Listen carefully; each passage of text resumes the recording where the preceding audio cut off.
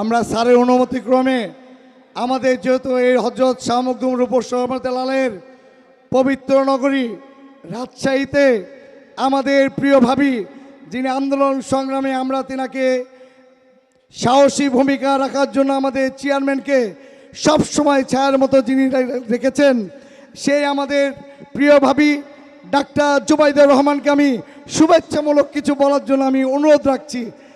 ভাইয়া রাজশাহীতে প্রথম এসছে স্যার, একটা মিনিট কিছু বলুক স্যার, সবার দাবি স্যার, একটা মিনিট শুধু কিছু। আরেকদিন করবে ইনশাল্লাহ, এখন আমাদের সময় নেই, চেয়ারম্যানের আরেকটা প্রোগ্রাম আছে।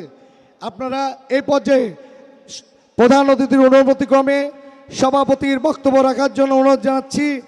আজকের এই নির্বাচনী সমাবেশের বিপ্লবী সভাপতি